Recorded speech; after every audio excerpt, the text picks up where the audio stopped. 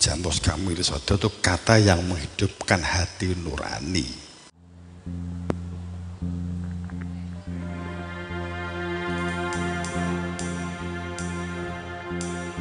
Salawatullah alaika.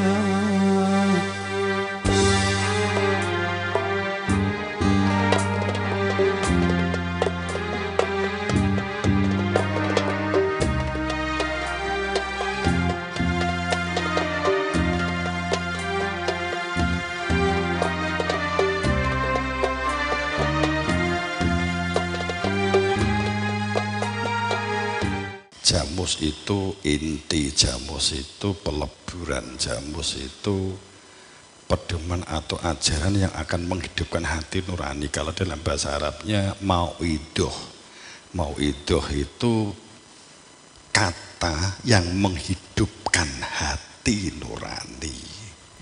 Jamus kamu itu kata yang menghidupkan hati nurani. Itu adalah kalimah syahadat. Jadi kalau ada di jalan di depannya ada kalimat jamus, berarti bukan masalah asyhadu la ilaha illallah asyhadu anna Muhammadar Rasulullahnya, akan tetapi masalah persaksian. Siapa yang punya nama Allah, persaksian siapa Rasulullah. Kalau sekilas kan demikian. Makanya bukan masalah fisik, lahiriah dan lesan. Sebab kalau kalimat syahadah itu hanya lesan, siapapun bisa mengucap, orang yang mengaku iman pun juga bisa mengucap. Bahkan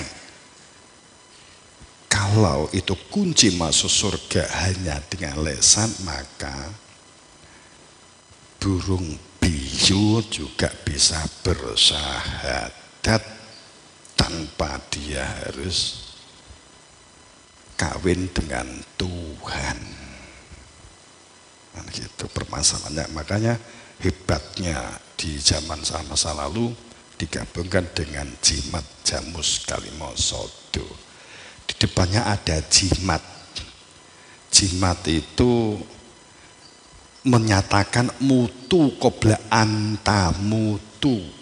Yang dia sebelum kalimat mutu, sebelum kalimat mutu qobla anta mutu itu adalah utlubul ilma faridotun muslimina wal muslimat. Kinde-kinde lo ya, kadang tidak terus kayak mukminin dan mukminat. Hadis itu gak nganggo mukminin mukminat, muslimina wal muslimat. Artinya orang yang telah memiliki perilaku-perilaku baik. Islam itu perilaku-perilaku santun, perilaku akhlak, perilaku adab, genepi, dilengkapi, tamaman, disempurnakan dengan iman fi qulubikum, iman yang berada di dalam hati kamu. Gitu disangkanya. Carilah walau bisin, walaupun sampai negara Cina, utlubul ilma, bukan utlubul amal, bukan utlubul apa faal, bukan masalah dunia, bukan masalah wawasan. Iki salah tapi wes kaprah. Mengangkat hadis ini itu berarti mencari ilmu, belajar matematika, fisika, kimia, biologi, dokter, itu sampai ono negara Cina golek ono gak enak hubungan karo iki. Piye sih cacah kuwi? Gak enak kaitane, gregeten kadang itu. Utlub itu perintah. Seseorang bersifat mufrad. Ilma itu mufrad atau tunggal. Ilm itu maknanya adalah sesuatu yang dapat membuka hakikat, sesuatu yang dapat membuka kepastian hidup. itu disebut utulubul ilma, tentang Tuhan, ilmu tentang Tuhan, ilmu mengenal Tuhan, ilmu mengenal jati diri fitrah manusia. Golek ono walaupun sampai bisin. Kenapa Nabi Muhammad menggunakan bisin? Pada saat 3 tahun menjelang Nabi wafat, sahabat inti yang berjumlah sekitar 171 orang diminta untuk bergerak ke wilayah Asia, ke wilayah Samudra Pasai, ke wilayah Campa. Mereka bergerak ke Cina. Campa saat itu bagian dari Cina. Yang tersisa sahabat Ahlul Bait yang memiliki ilmu tauhid tinggal 39 orang yang posisinya terjepit, dia nggak bisa bergerak kemana-mana. Maka pada saat mewasiatkan ungkapan itu, carilah ilmu yang dapat membuka hatimu, mengenal Tuhanmu walaupun bisin. Itu bukan omongan walau dalam pengertian sebuah wawasan konkret, karena saat itu banyak sahabat yang bergerak pergi ke Campa dan ke Samudra Pasai di Aceh. Jadi persepsinya Nabi Muhammad saat memerintahkan golek ilmu ke Cina itu menyampaikan kepada sahabat-sahabat saat itu yang banyak yang tidak tokoh, yang ingin mencari kebenaran Tuhan, golek ono walaupun kowe teko negara Cina.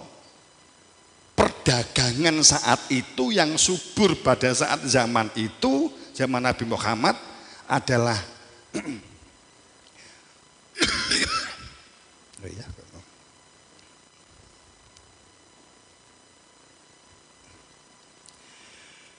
kerajaan yang ada 3 kerajaan besar, 4 dengan Campa, Samudra Pasai,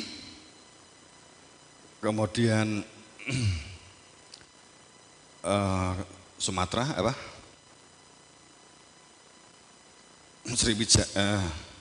Sriwijaya dan Kalimantan, Kutai, dan kemudian Jeporo yang ratunya namanya Sima. Perdagangan baik baros, minyak wangi, gaharu itu dari Kutai itu yang dibawa ke Arab, dan juga masalah makanan. Sehingga banyak sahabat yang ikut dalam misi perdagangan. Sehingga Nabi menyingali walau bisin, karena ternyata saat itu enggak memungkinkan berkembang.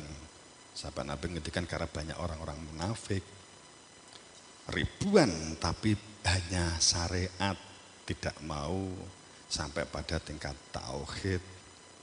Jadi kalau tauhid enggak begitu dikenal, tentang tauhid menjadi wajar, seperti Badui sampai bersembunyi kan begitu. Di tokohnya juga beliau ada. Jadi kalau kita melihat hal-hal sejarah, banyak yang ditutup hebat.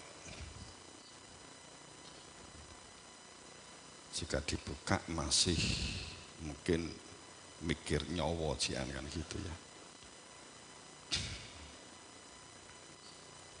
Maka akan ada satu akumulasi akibat kekosongan, akibat budaya, agama sebagai budaya. Budaya itu karena enggak ada yang hak, menang, dan sah. Itu sehingga budaya. Sehingga hanya simbol-simbol, sehingga dunianya main-main. Intinya beragama itu sebenarnya Bapak Ibu, mohon maaf, wis zaman medit. Bukan masalah syariat, bukan masalah zikir, ayat nek nesu-nesu. Ya. Intinya di dalam Quran itu duduk Quran pedoman itu, tapi rijsal ladzi la yaqilun. Pedoman tertinggi itu adalah akal warasmu. Surat Yunus 100 gitu ya. Alladzina yadzakurunallaha qiyaman wa qu'udan. Saat ungkapan bahwa Di dalam inna fi khalqis samawati, dalam penciptaan langit dan bumi bergantinya malam dan siang terdapat tanda bagi ulul albab, mereka yang punya akal, mereka yang punya rasional, mereka yang punya nalar, mereka yang punya budi. Itu adalah ulul albab. Siapa ini?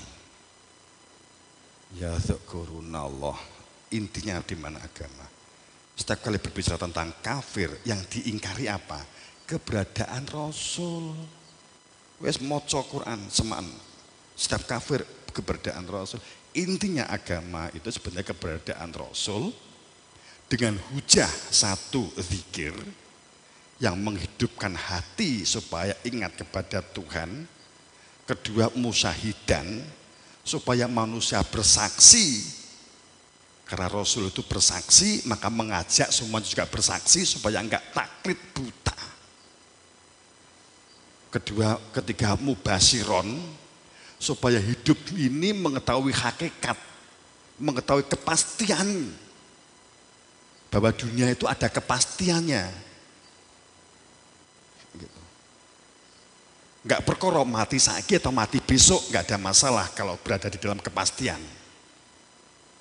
Kemudian ketiga, nadhiron, tahu tujuan hidup untuk apa. Kehidupan di dunia adalah ini. Kemudian kelima, pasti huwa arsalatul bil huda, pasti membawa hidayah.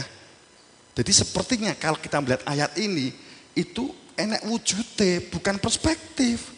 Jadi Rasul itu seperti ini, kalau kamu zaman Nabi Muhammad, Kanjeng Nabi kula nyuwun hidayah, terus nyah ki diombe, itu loh, sepertinya kan begitu gitu loh. Kalau bil huda, hidayah itu telah diminta kita diberi sama Nabi, liyut hirohu ala dini kulih, maka hidupmu itu akan totalitas berada di dalam terang. Tanpa hidayah logikanya tidak mungkin di dalam terang. Gitu. Logika yang konkret tidak mungkin dapat nata kelola kehidupan komunitas, apalagi bangsa, negara. Pasti kacau. Bukan berarti kita skeptis, bukan berarti kita enggak optimis, akan tetapi perlu kamu tahu.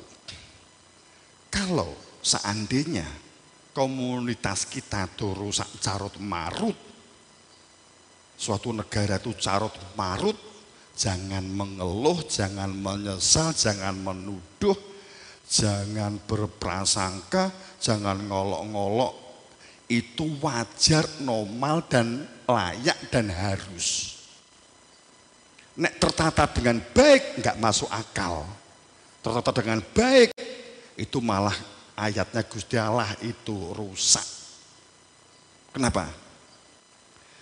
Yang mencegah fahsya wal mungkar itu hanya sholat fi sholatihim khosiun, fi sholatihim li dzikr, sholat yang ada kehadiran dia. Hanya ini yang mencegah fahsya. Fahsya itu apa? Perilaku yang rusak karena tidak ada akal. Dan mungkar, perilaku yang tidak ada unsur saling kenal. Enggak ada kebijakan, kebijaksanaan. Jadi enggak kenal tanah, enggak kenal tanaman. Makanya ciri baldatun thayyibatun warabun ghafur. Saya ambil kecil saja, pasti ciri ini menuju sebuah tatanan itu adalah baik jika penduduknya di atas 20%. Kalau sesungguhnya kalau tentram pasti di atas 50%. Kalau kita ngomong tentang saham 51%. Kalau kita ngomong KKM, sebuah nilai rapot sekolah 75%. Itu cirinya.